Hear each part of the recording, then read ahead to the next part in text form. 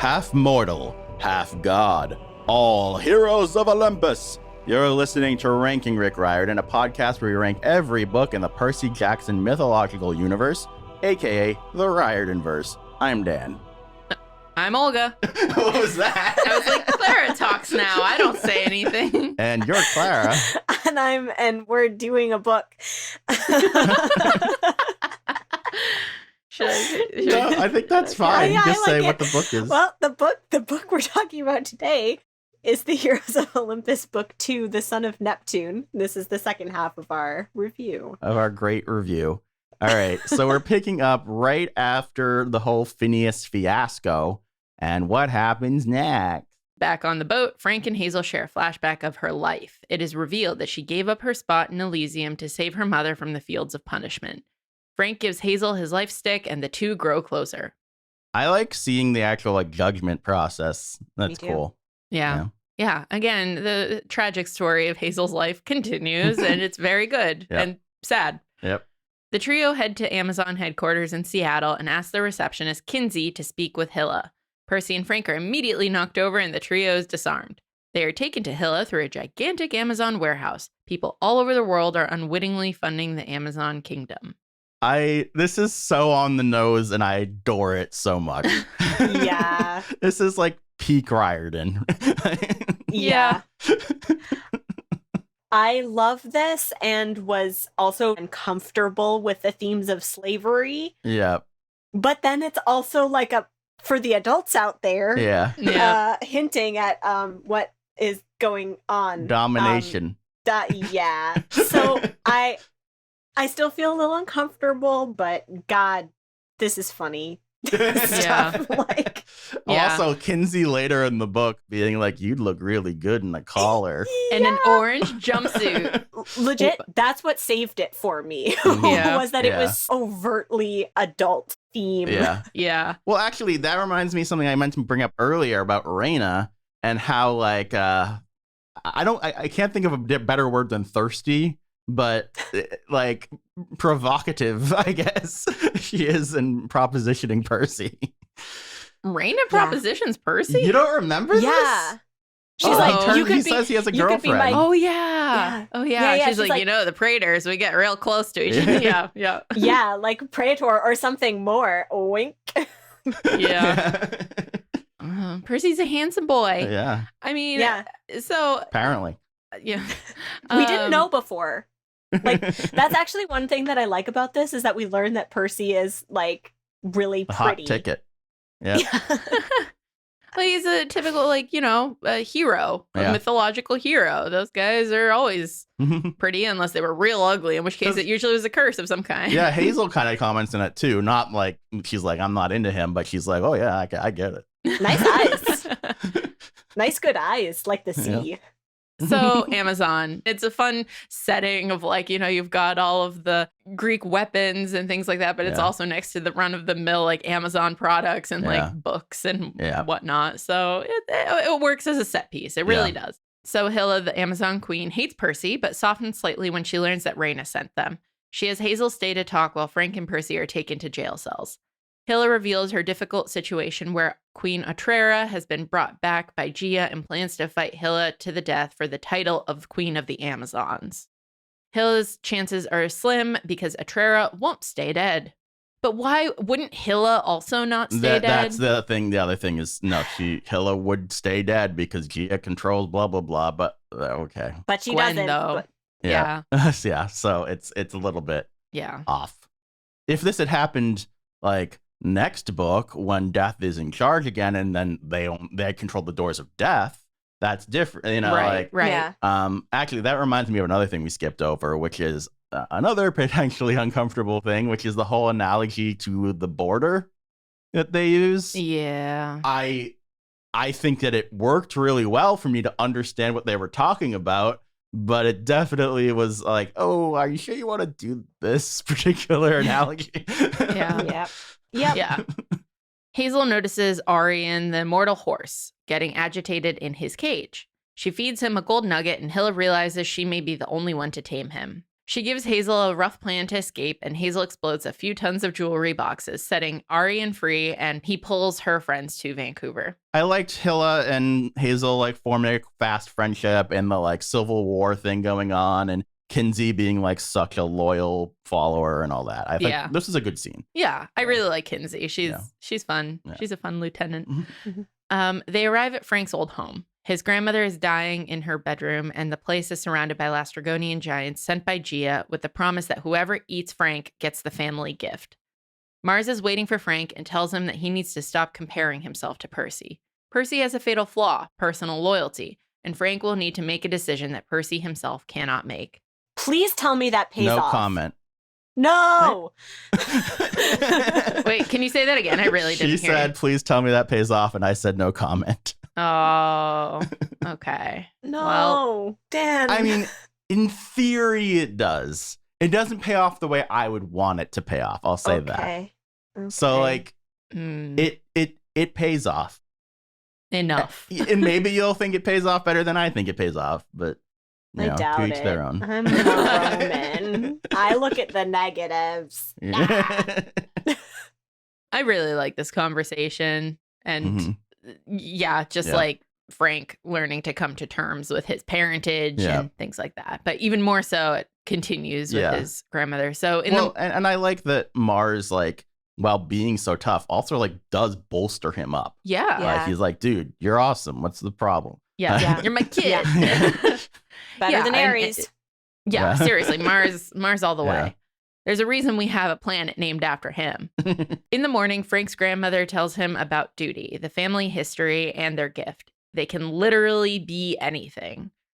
As they try to escape the giants surrounding the house, Percy blows up the garden irrigation system. As they drive out of Grandma Jang's burning house, Frank thinks he sees a large buzzard flying from the second-story window and hopes it's his grandmother. If I were Frank, I would be immediate. Like, I have a lot of questions about what this power can do. Can he turn into other people? Can he turn into monsters? Yeah. In theory. These are the questions I have. Could he have become a Lystragonian giant and like snuck out that way? Yeah. Interesting. I agree. That was where my mind went too, was like, who could he be a Titan?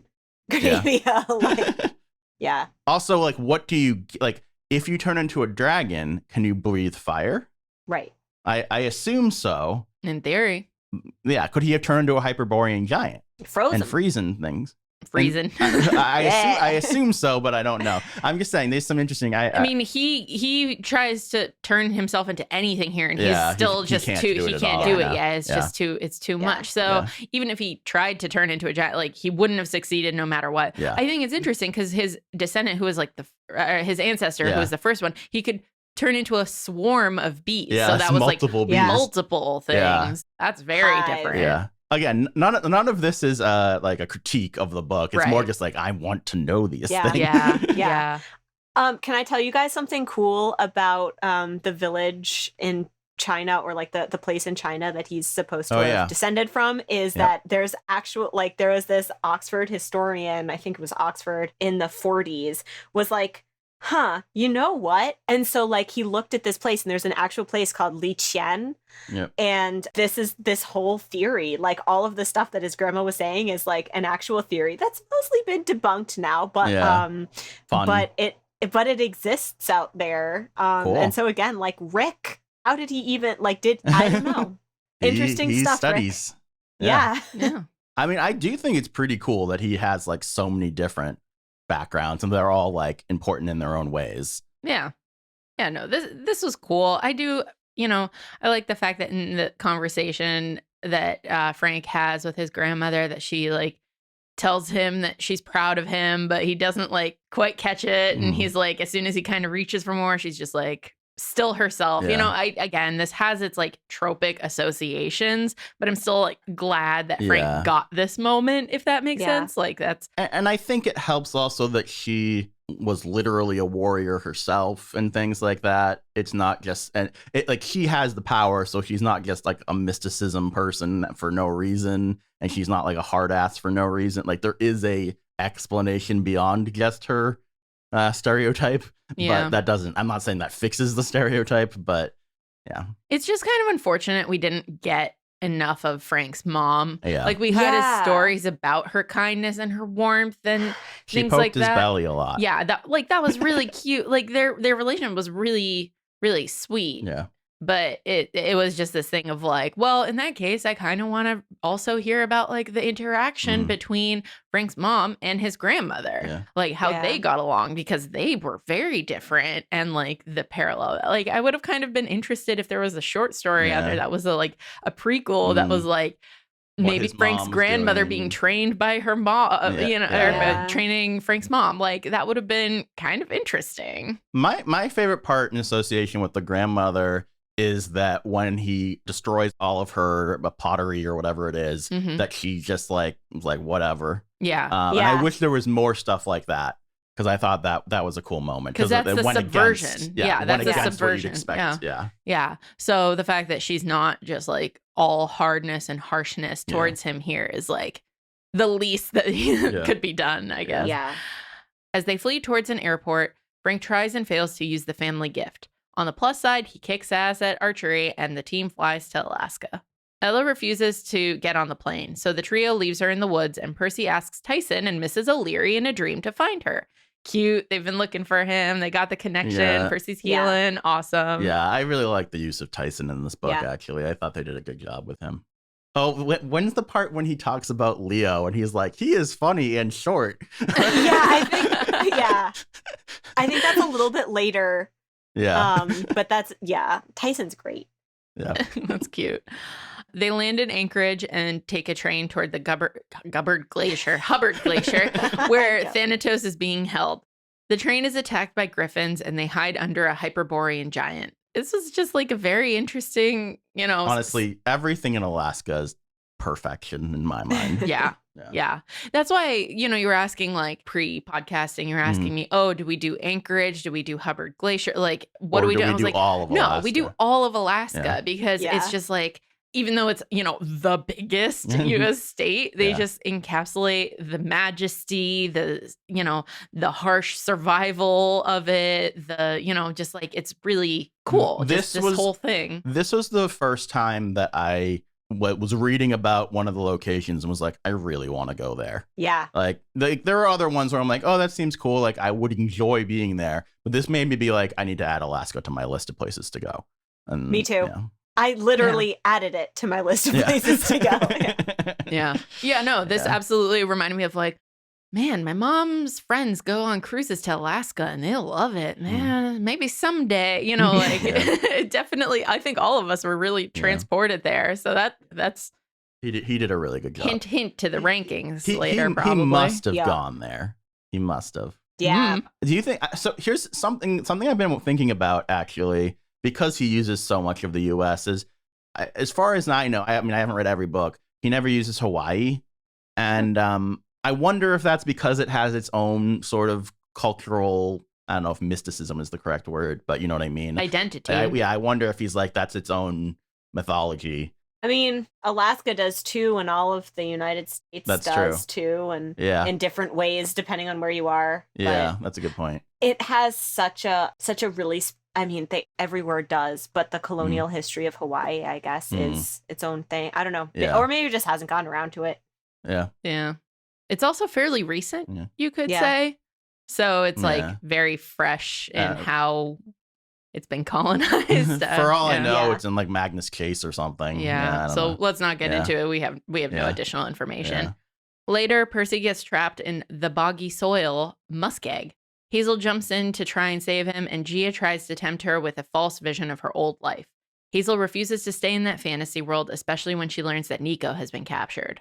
It's a great culmination for Hazel. I really like this. Yeah. I really like this scene, interaction. It's just, I feel bad. I feel like I haven't been nice enough to Hazel in this podcast, but like, she's a good character. I do like her. I just don't, I think if they had Frank and Hazel before Leo and Piper, I think I would like Frank and Hazel a lot more than I do. It's just, I love Leo and Piper so much. You know what I struggle with is overall, other than getting into the world and like getting on board with this story, I actually think that Frank and Hazel got the better end of the stick than, no pun intended, than Piper and Leo. What do you mean by that? I actually think that their adventure is better. Yeah. I think that their locations, the things they face, and the way that they're just like, the way that this story progresses and the people they meet are just like better, more interesting. I think I see where you're coming from there. Than Leo and even though I really like Leo and Piper, and have really gotten on board with their character development. I just think this is a better adventure story. They have a better quest. That's exactly it. I agree with that. I think Hazel has such a good story. Like I really love Hazel's story. I really love who she is. Hazel could have had her own trilogy or like her own story. This could have been like, she could have been Percy Jackson, Magnus like there could have been the story of Hazel Levesque and just like have this be her. She would be the main character of it, and she would still have this in her first act. And then, well, what would the other books be? I don't know. Now that she like survives death, all of that would be very interesting. Even though I love Percy and I really like Frank too, it's just very funny to me that I'm like, everything that they've done with Hazel here is enough to make her her own protagonist. Well, the other thing is that they strike a good balance where like she legitimately did bad things. Whether you can blame her or not, like I don't think you really can. But like, unlike everybody else who might have guilt for this or that, like, like Leo thinking he killed his mom or whatever, like that's kind of nothing. He did but like she legitimately like had these jewels that killed people, like it's not her fault, and like she legitimately raised the giant week after week. Like, so like to me, like that's not like, I'm not saying she's a bad person or anything, but like she has like legitimate guilt built into, I'm not a perfect hero in the traditional sense, and mostly that's because of I was young and my abuse, but I think that puts her in an interesting, unique place. I agree. I wish more of this book had been Hazel, and I think I didn't feel that way so much. Well, there were times in Lost Hero where I was like, I wish less of this book were Jason, or more of it was. But here I found myself often thinking like, Hazel has a real story, doesn't she? Yeah.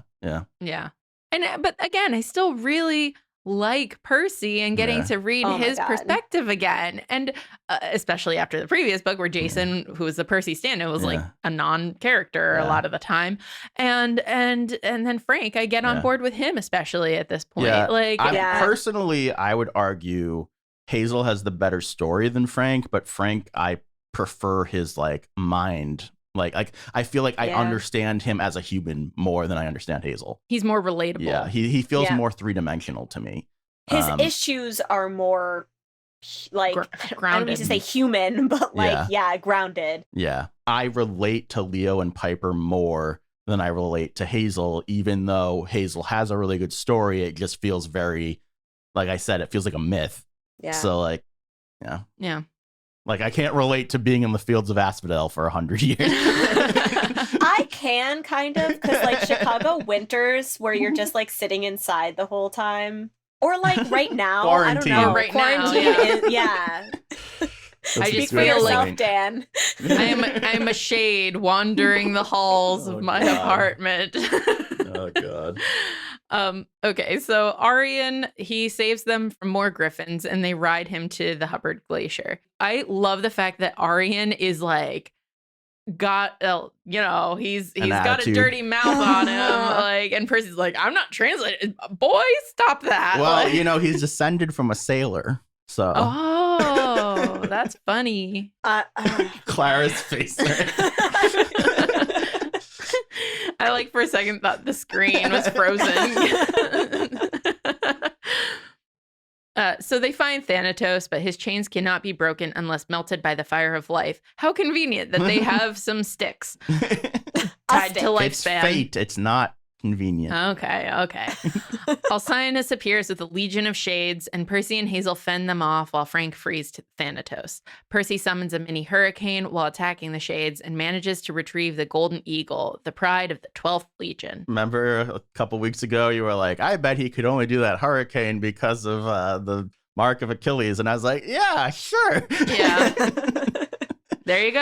He can do that. Yeah. And I mean, just to jump ahead a little bit, I really like the fact that Frank is like, oh my God, he can do that as a descendant. Yeah. That's freaking awesome. And then later Percy's like, you can shapeshift into anything you want? What the heck? I can just squirt water places. Like, it was so cute. Yeah, I really like that. Yeah. That was fun. Totally sort of back a little bit. I just want to say I really like that Percy used the payphone and called his family. Yeah. That I thought was a great, like they actually gave Percy like some drama around the memory loss stuff. I thought was really good. I mean, it helps that we actually care about his history. Right. But the other thing about Percy I thought was funny, the fact that they were like, oh yeah, we're related, blah, blah, blah.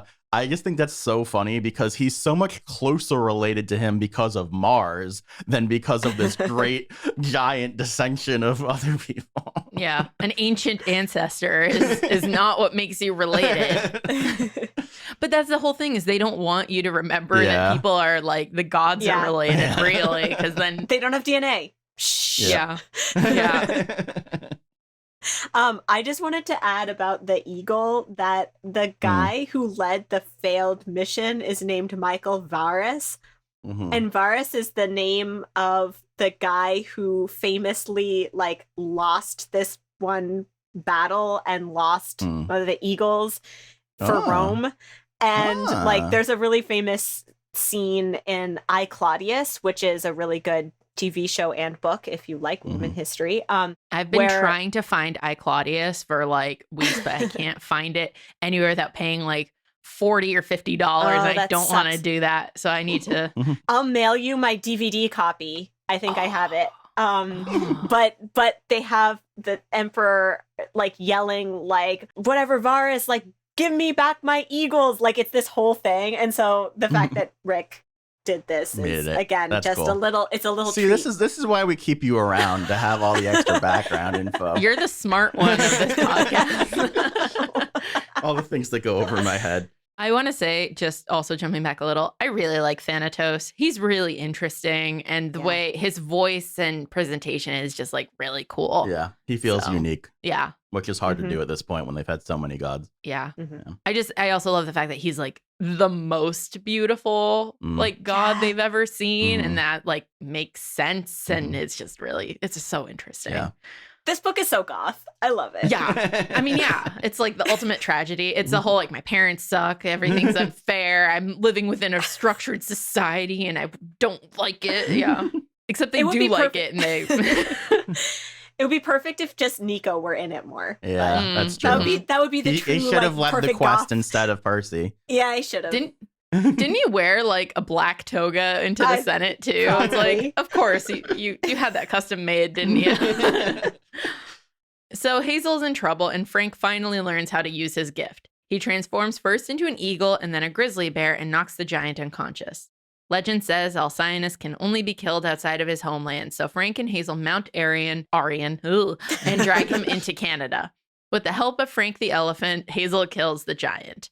How do they kill a giant? Can someone explain how two demigods without the help of a god kill a giant? Okay, no. So my assumption is that his legend of not being able to be killed outside of in his homeland supersedes the normal giant rules. And so as long as he's outside of his homeland, he can be killed by anyone.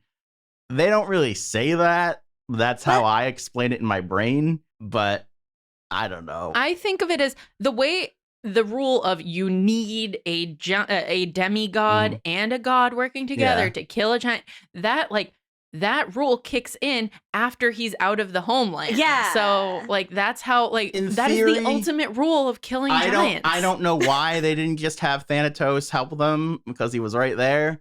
But because he doesn't actually actively. Maybe he was helping them sort of, and it just sort of I just think of it as the Fates are the ones who came up with the rules of how the other giants can die, and their rule for him was specific and differs from the others. Ugh.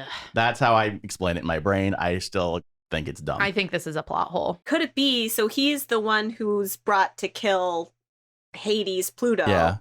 Is it that because it's related to death, then his death is different? Is that something? Maybe. We shouldn't have to be filling this in ourselves, is all I'm saying. Well, in general, I mean, let's get back. I won't go on about it that long, but like power levels again. Yeah. Why can a bear beat a giant? I don't really get it. It's a strong bear. He's a legendary bear. Because he's not just a bear. And honestly, I think to me, the weakest part of the last half of the book is that how easy it is to defeat two different giants. Yeah. Like, even though I like that we'll talk about the Terminus thing. Like, I like that, but like, it's not a long fight. No, we'll get there though. All right. So Arion races the trio back to Camp Jupiter with a chariot full of Imperial gold weapons. When they arrive, they find that the battle isn't going well. Percy leads the others into battle with the help of his old friends, Tyson and Mrs. O'Leary. The battle starts to turn around as the Romans see Percy use the Legion's eagle and the Amazons arrive to help them. Ultimately, the war is won when Percy kills Polybides by smashing Terminus's detached head into his skull. The camp then raises Percy as praetor, despite his objections. Terminus is fun. I like how they use Terminus and that he actually matters in the end. That's fun. Yeah, he's not just a joke. Yeah. It's funny. Yeah. But again, it's like, okay. Again, it was a little too easy, but I did like that they actually explained how Polybides was supposed to defeat Poseidon. Yeah. That he actually like has the reverse kind of power and that he like destroys water. I think that was actually cool. It was just rushed. Yeah. Polybides in theory is cool. Yeah. I'm miffed about this. That's all. You're miffed about this myth. I just don't understand. Again, a small thing is like, all right, so the doors of death are open for Gia's people. So now that Thanatos has been returned, Gia can still control who escapes. Yes. So how did this battle actually wrap up so easily? So it gets back to the fun analogy of immigration. Basically, and you'll see this more as we actually deal with the doors of death, but like what it means is that they can't immediately come right back. They can walk through a door and come right back, but they're going to walk through a door far away and it takes time, but they don't have to like physically reform the way they normally would. Okay. Normally it might take years or months for them to reform, whereas it's like, okay, I'm back down in Tartarus. I have to find the doors of death. I'm going to walk over there and then I'm back alive. Okay. Yeah. So maybe it'll take a day to reform as opposed to a month. Okay. Yeah. Or as opposed to immediately when Thanatos was not in play. Yeah. Later that night, Percy dreams of Hera. She calls him a loose cannon, but says that he is valuable because he is the glue that will unite the Greeks and the Romans. At the Senate meeting the next day, Percy tells the Romans about the Greek demigods flying to their camp. Octavian is very suspicious of Greeks and demands they blast the ship out of the sky. Reyna backs Percy, however, and says they will hear the Greeks out. I really like the fact that Leo had that like holographic scroll device, and the whole night of we skipped over it, but the night of celebrations after the battle is won, and the return of that little girl who was Terminus's like sidekick, all of this is really sweet and cute, and like it feels different in the way that like everyone was celebrating, and just the lightness, the lightheartedness of that moment is like really nice right before the drama of the Senate meeting again. Like it was a nice breath. Oh, and one thing I forgot to write about in the Hera thing is the discussion about Annabeth setting up next book. Yeah. Oh, yeah. Which is exciting. Yeah. I'm excited for her to be important, but why does she have to cause trouble? I like how Juno, Hera, treats Percy clearly with less favoritism than she treats Jason. Yeah. Because I feel like it really does get to her being like, Jason, like, I'm your godly parent. You're my kiddo. Leo, you're also my kiddo. Like, I've adopted you. I don't care. She's like, I love all my children equally. I don't care for Percy and Annabeth, which is like really good. Yep. Yeah. She's like, I need you, sure, but doesn't mean I want you. I need you, but I don't want you.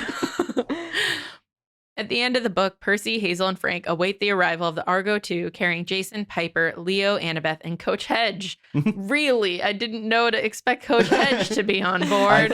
I think it says it in the thing. Maybe he's in the hologram or something. Maybe. I could have sworn that it said that he was there, but he's Point there. is, oh Lord, that's not going to go well for political negotiations. Also, Frank and Hazel are dating now, but it's revealed that Leo looks exactly like Hazel's old flame, Sammy. # love triangle, # Aphrodite. What you doing? So that's fun. That's a lot of fun. Oh. I like it. I think it's a fun reveal. Didn't see that coming. Yeah. No. All right, now it is time to get into the ranking part of Ranking Rick Riordan, starting with Best Hero. Our list so far, from worst hero to best hero, is Beckendorf, Tyson, Thalia, Jason, Grover, Zoe, Clarice, Annabeth, Nico, Piper, Percy, and Leo. And the nominees are Frankie and Hazel. Thoughts? These are some hard rankings, in my opinion. I have a controversial opinion. And I think it'll be controversial towards Clara, especially. No, I think I'm going to agree with you. I don't know. I think that Frank and Hazel should go behind Piper. I almost agree with you. I think Hazel should go between Nico and Piper. I don't know about Frank. That's fair. See, now I think I like Frank more than Hazel, but to each their own. I don't know. I guess Hazel definitely has the hero thing with sacrificing her afterlife for her mom and stuff like that. And just trying to, when she finally kind of feels like she has more reclaiming her agency and still trying, not just sacrificing her afterlife for her mom, but just sacrificing her own life to try and delay Gia. And then the fact that and also her whole thing of having an opportunity to live a fake life that's give up on this quest and I just think Frank's a better character. But so I just want to read you this from near the end of the book. Thanatos turned his attention back to her. Daughter of Pluto, child of my master, you of all people should not wish me released. Don't you think I know that? Hazel's eyes stung, but she was done being afraid. She'd been a scared little girl 70 years ago. She'd lost her mother because she acted too late. Now she was a soldier of Rome. She wasn't going to fail again. She wasn't going to let down her friends. We totally skipped over talking about it. Yes. This is a hero. Yeah, we skipped over this discussion in the Thanatos part. What's your argument against Frank, who's willing to use his stick? It's not the same level of growth. Okay. I think Frank has more room for growth into being a bigger character, which is why I understand putting him below Nico. But I do think they already deserve to be so high up. Given your argument, doesn't it kind of seem like Hazel should be higher than Piper? That's actually a great point. What has Piper done that's that heroic? I just like Piper a lot. Yeah, I know, me too. No, Dan, you've actually convinced me. At this point, I'm like, Piper can always move back up. Yeah. I'll put Hazel after Percy. It's not how I feel as far as loving the characters, but you made a good argument. Yeah. And just to touch on it again, the whole thing is that frankly, both Frank and Hazel are you're on a roll. I know most of it is by accident, other than the Tinder thing from last podcast. Is the fact that both of them were if we free Thanatos, then we are both closer to death. And yet they still go for it, Frank, more actively. So yeah. I don't know. Maybe. Okay, yeah. I think definitely put down Hazel behind Percy. And then Frank, I think we could put... I still think he should be between Nico and Piper, honestly. Let's do that. Okay. Nico is my darling goth child. Yep. And his time is still... to come, and he's great, but as we've said before, it's he shows up and it's just oh yay, Nico, and then he leaves. He hasn't done really heroic things yet. Is it fair to already put Frank and Hazel both above Annabeth? Yes. I mean, she's gonna have a very good book next time, so that she'll probably move, but still. You know what the problem is, Dan? The problem is she's only really been in the Percy Jackson book so far. Yeah. And so she hasn't had the point of view thing. Yeah. And so we haven't, that's just why. It's not like she hasn't done things, it's that we don't see her in the same way. And she's kind of a sidekick, let's be real, in Percy Jackson. Should she be ahead of Nico? The only reason I say no is because Nico always makes my life better. No, but I honestly think Nico's growth and development and change is very well done. Yeah, it's true. So, it's all true. right. Annabeth's one of her biggest heroic moments is basically kind of letting Luke go. And that, it is a growth for her, but it's not. All right. The list now is Beckendorf, Tyson, Thalia, Jason, Grover, Zoe, Clarice, Annabeth, Nico, Frank, Piper, Hazel, Percy, and Leo. This list is going big.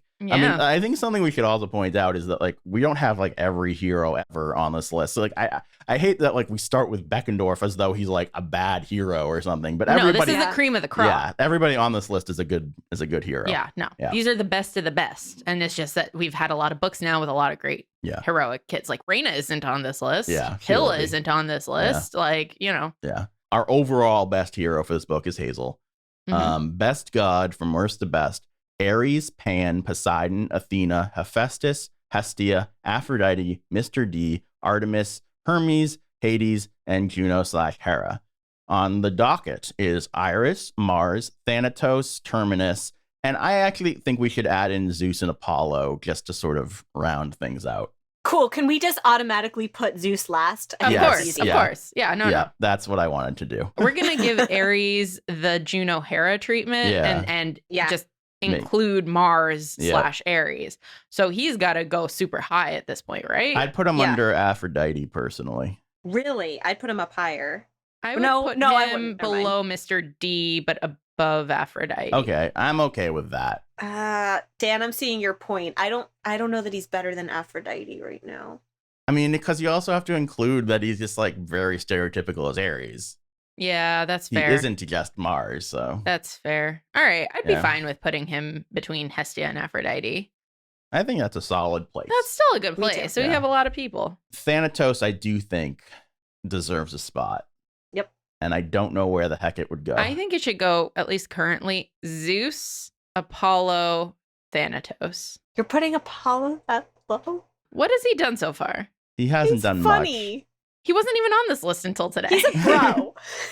Yeah, exactly. I mean, personally, I would put Apollo above Poseidon. Yeah, me too. I mean, I'm not going to fight super hard about this, but like, that's an interesting take. You really want to put him right below Athena. You really think that they're in the same... All right, fine. Yeah, you're right. Man, this is tough. You're right, Olga. This is tough. I also really like Pan and I'm upset that he's that low. Exactly. So if anything... Yeah, I think Pan and Thanatos should be right near each other. They feel very similar, like these awe-inspiring forces.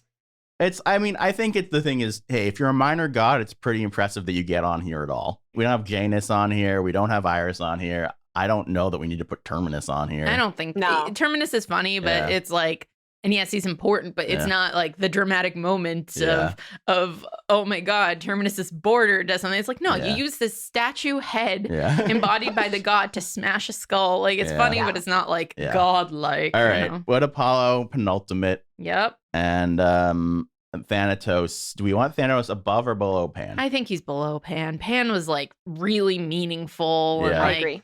Really cool. Right. And I am on board. So we just added 3 people that are all at the bottom. Yeah. And then Mars that later. All right. So the new list is, so Mars is our best god overall. For this book. Yes. And our best god ranking is Zeus, Apollo, Thanatos, Pan, Poseidon, Athena, Hephaestus, Hestia, Mars/Ares, Aphrodite, Mr. D, Artemis, Hermes, Hades, and Juno/Hera.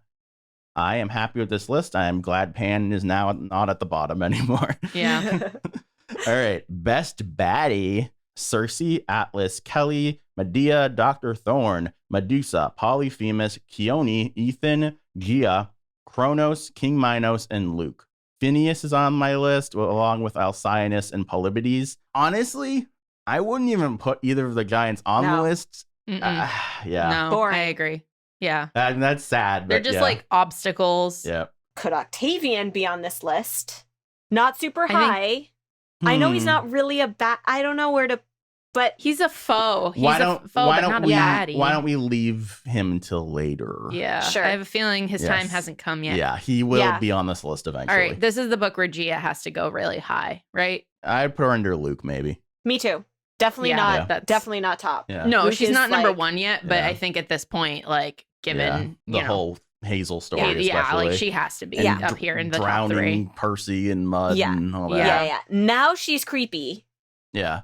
I feel like they did a good job this book as opposed to last book of the like, oh, I want to hold Percy because I have like an actual reason.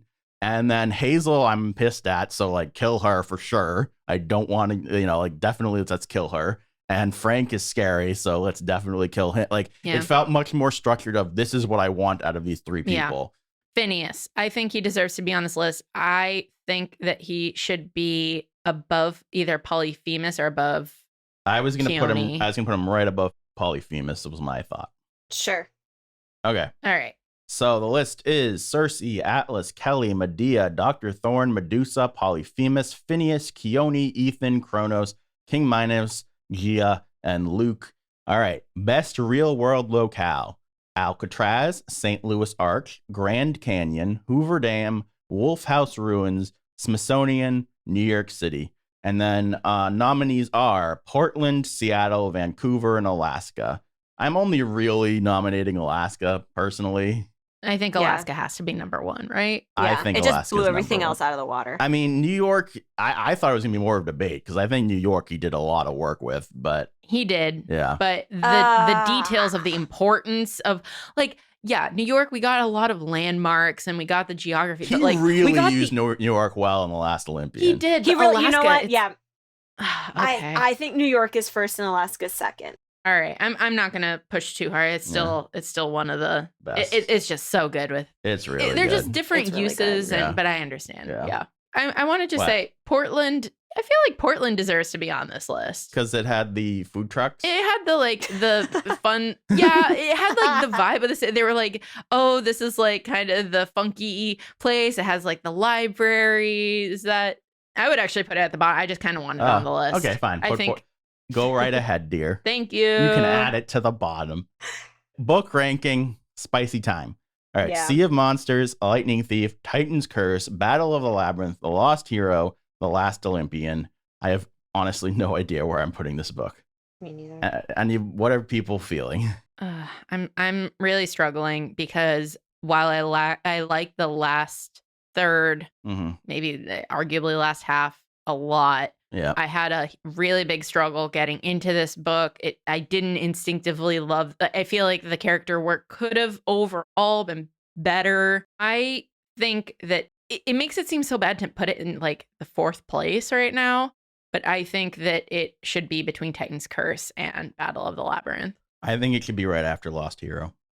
So number 3. Holy.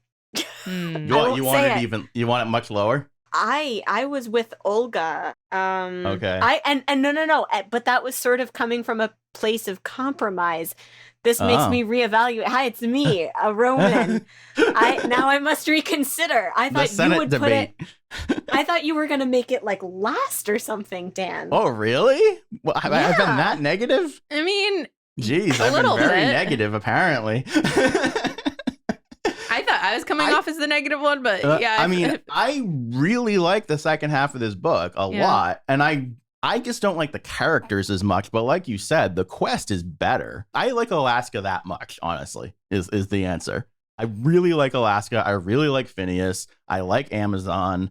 I think Percy's good. I really like Frank. Hazel, I understand is good, even though if I don't personally like her that much. Quality of book wise, I think it is a higher quality book than Battle of the Labyrinth. Yeah, I think it's a high quality book, but because of the flaws in that early structural sense, because of the like, I know saying inferiority isn't fair, but like my lack of connection to the characters, I think, and in comparison to my connection to the characters in Battle of the Labyrinth, that's why I like put it at number 4. That's the thing that I mostly disagree with. I think the Battle of the Labyrinth overall is probably better written, but I think the character work in this book is just leaps and bounds better than Battle of the Labyrinth. I agree. Interesting. Yeah, I think honestly, once we get to Heroes of Olympus, it makes all character work in Percy Jackson seem pitiful. I don't. That's a lot. I don't think pitiful is right. The time we spent talking about the time we spent about Percy and Luke. Okay, Percy and Luke I'll give you, but other than that, like, and Percy isn't very interesting in Battle of the Labyrinth. No. Okay. But Mr. D is better in Last Olympian. Like Mr. D's culmination. Yeah, I mean, I'm still leaving Last Olympian as number 1. Yeah. But like, we're not contesting that yet. Yeah. I mean, but also like, I like Mr. D's development, but I'd still say Frank and Hazel have better development than Mr. D. It's true.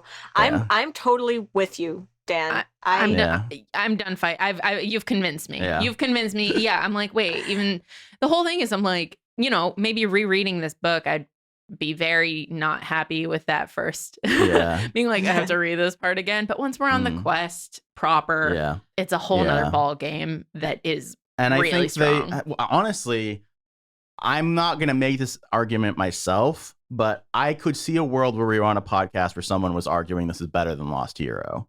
And I think there is an argument for that. I think so they have a better quest in this book. Yeah. I am the... And Percy's much better than Jason. Yeah, actually, wait a second. No. I'm not. I'm saying the argument can be made, but I'm... Let Clara make the argument. Fine. Here's my argument. Leo and Piper are incredible characters, and they carry that book. Yeah. Like, the book itself was like 1 billion years long. Yeah. The quest was sort of scattered. There were like 1 million different climaxes to it, so there wasn't a payoff. Whereas to be fair, there were 2 climaxes to this one too. Yeah, there were 2 climaxes, and neither of them were super fun. But the actual climax is like, this ship is gonna arrive, like, and like, we understand what Rome looks like. Like, now we know what the goal is for Percy. Yeah. Percy's an incredible narrator. I would argue the action in the climax of Lost Hero is significantly better. I could see that, but I don't. And I love like all of Leo's action too throughout the book. Oh yeah. Yeah. I feel like we're no. The thing is, I think they both have issues as far as like structure goes. They both take too long to get to the quest. They both have too much exposition in different ways. But yeah, no, Lost Hero, I can't. I'm Piper and Leo. Well, okay, can I make one more case about the exposition at the beginning? Yeah. The exposition at the beginning of The Lost Hero is a lot of like amnesia stuff, and the exposition in Son of Neptune is world building.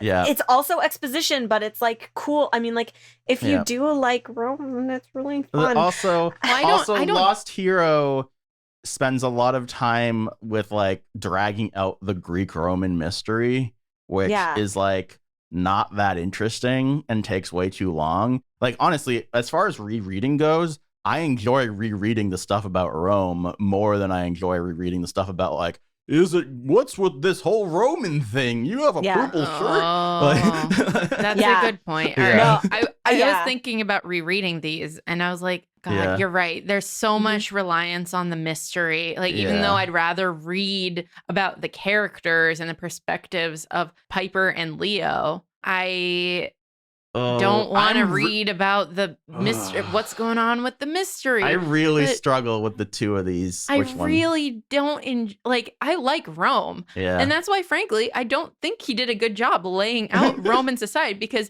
he's focusing on the negatives so much. He's focusing, I mean, yes, it's a very militaristic thing, but there could have been a better way, a more exciting way that didn't just rely on Percy being like, oh, cool, there's a society here worth protecting. You know what? That is like, it's clumsy. You know what I think is part of the problem?